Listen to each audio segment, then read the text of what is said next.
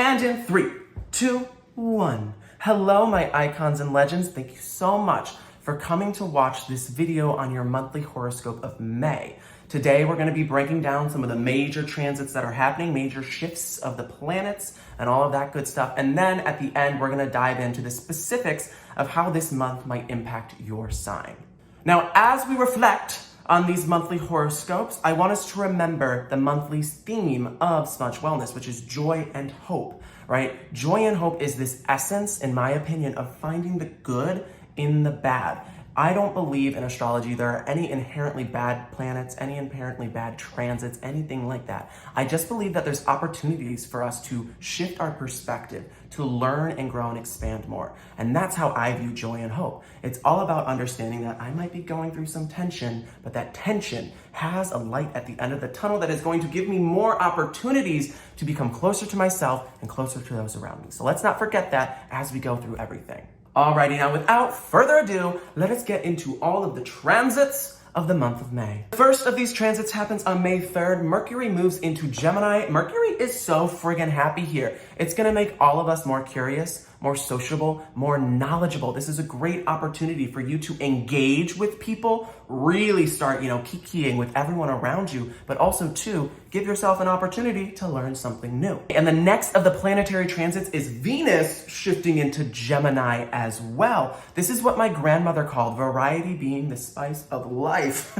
She always encouraged my siblings and I to keep ourselves open to all different types of love. And that is what Venus in Gemini is. Thinking about this perspective as an opportunity to explore new ways of loving yourself and others. If you're single, start mingling. Start trying to get yourself to engage with new types of people. If you are in a committed relationship, start exploring different ways to give and receive love to your partner. Gemini and Venus is all about this expansive openness and this airiness to how we give and receive love. Next, on May 11th, we have a Taurus new moon. During this time and around this time, I want you to prioritize your security, what you value, and what you desire. Given the context of the Gemini influence going around us too, I want you to look at your relationships and how are they emotionally supporting each other and how are you emotionally supporting them.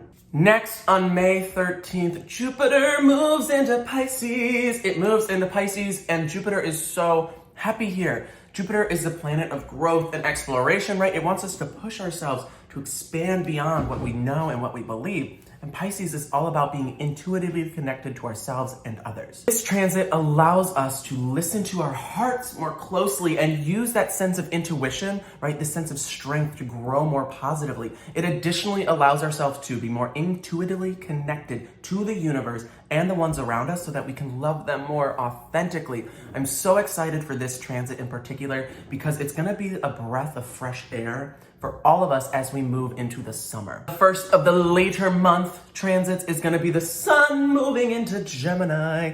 I am a Gemini, so I'm very partial to this transit because I loved it.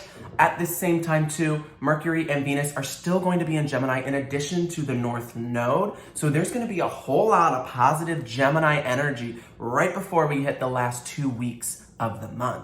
Now, on May 23rd, y'all, Saturn's gonna go on retrograde, and Saturn is the planet of karma. So now we're gonna be feeling this extra sort of tenseness of taking accountability, right? These types of limitations we might have and this sort of anxiety about what might come next. I wanna say, with this in mind, just everyone take a deep breath in and out in preparation for May 23rd and the Saturn retrograde. Listen, we cannot grow if we do not accept what has happened in the past, right? That's the essence of joy and hope. Joy and hope is all about what's the next step. In order to get to the next step, we have to look at the past, say, I see you, girl. I accept you, I understand you, but you are not going to define my future. You are something that helps shape that path. So thinking about this Saturn retrograde as a time for accountability, shaping that path for what you want to happen next, and then also to understanding how to create a new structure and a new routine that is gonna make you a better person. Oh, babies, okay, so on May 26th, we have a super full moon eclipse in Sagittarius. Now, in tandem with understanding that Jupiter is now in Pisces, this moment is going to be a super transformative and deeply intuitively positive time for all of us. It gives us this energy of looking at the world with a limitless possibilities, right? The true essence of joy and hope, and saying, you know what? No, I can do anything, and I'm going to make sure that I grab life by the balls and manifest the life that I want. And we close off the month, May 29th, with a Mercury retrograde in Gemini. I know, it's not the most ideal thing to hear. No one ever likes hearing a Mercury retrograde is happening. However, I like to look at Mercury retrogrades as an opportunity to better understand myself at that point in my life. I like to create lists, right? Create a list of, okay, what is going on right now? What is irritating me? What is making me feeling good? What do I want to react to impulsively?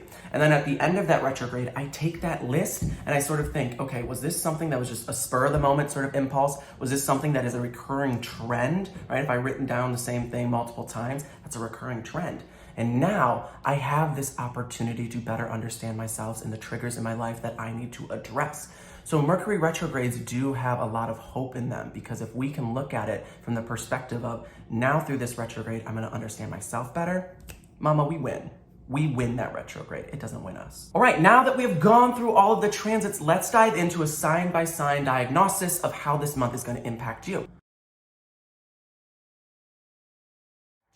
Aries, during this month, I want you to focus on your relationships and the vulnerability that is coming from them, right? You are very sociable, and we all know this, babes, but are you being sociable in a way that also allows people to see your true colors? May is a great opportunity for you to connect really authentically with everyone around you. Taurus, May is gonna be a great opportunity for you to really focus on the structures and opportunities that are presented to you for your values and then also material finances. A lot of energy is gonna be happening in your second house. So using this month as an opportunity to make sure that you have everything you want, the people in your life are providing you what you want, and if there's anything missing, we can start getting that. Gemini babies, you and me. Okay, our focus this month is gonna be on ourself, right? The definition of the self, how we are communicating, how we are loving, and how we are viewing who we are. This is a perfect opportunity for new chapters in defining who we are. Cancer, the month of May, I want you to really reflect and think about where you are, what you're going through, what you need to unpack, and where you want to be. There's a lot of energy happening in your more darker sort of reflective houses, and I want you to really listen to every sort of conversation you're having internally. Leos, I want you to use the month of May as an opportunity to sort of think about if you're comfortable with everyone who's in your life and what they're providing to you, or is there a new opportunity to start inviting new people, to start bringing you some new sort of ways of being loved and receiving social interaction. Virgo, I want y'all to use the month of May as an opportunity to look at the balance between your intimate personal life and then also your career, right? There's a lot of energy going around these two houses. So making sure that you are putting in enough effort in both areas so that you're not losing opportunities to grow closer to your partner, then also to have success in your career. Libra, during this month, I want you to think about your passions, your desires, your values, things that you hold close, right? And take a new opportunity with it, right? Push yourself out of your comfort zone. Allow yourself to see the world, yes, in a very safe way because we are still in a Panda Express, but making sure that you are giving yourself the opportunities that you deserve. Scorpio, similar to Taurus, I want you reflecting on all the things that you define as your values, right? Your passions, your desires, but making sure that you're giving yourself the opportunity to be more secure, but also to be vulnerable with yourself. There's a lot of opportunity for you to unpack things that you might still be holding on to. Sagittarius is the month of May. I want you to think about what is next, right? What's the next step? What do you want? How do you want to exist in the world? What sort of relationships do you want to have? And how do you want to start creating your home, right? And all of this essence of what is the foundation that I need to start building. Capricorn, I want you to reflect on your routines during May, right? Are you kind of plateauing? Are you feeling a little stagnant, a little stale? Is there anything that you can integrate to give yourself a little bit more excitement and a little bit more push to think about the opportunities that are going to be coming to you in the summer?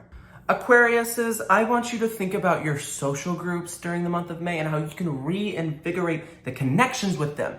I know it might be hard, social distancing, all that jazz, but making sure that you're still investing in a way that is beneficial for both of you because you love friends, you love your people, you love the ones that make you feel whole. Pisces, I want you to use the month of May to think about everything that you are capable of achieving, right? The sun literally just came out of the clouds and like shined. I'm like, yes, prophetic. But I want that sort of energy from you as well too, right? This sort of prophetic upheaval of I am self-actualizing myself, right? I can do anything that I put my mind to, and I have the ability to really redefine myself in a positive way. So thinking about what are you able to do and how are you gonna make that happen? That is all that I have for you, my lovely chickadees.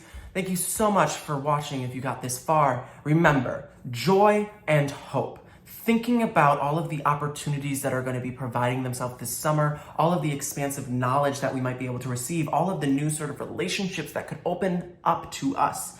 And also to understanding that even through the bad, there is good, right? Yin and yang, that is the essence of joy and hope. Understanding that there's a light at the end of the tunnel, and this spring is just a taste of the light that we can get, right, in the future.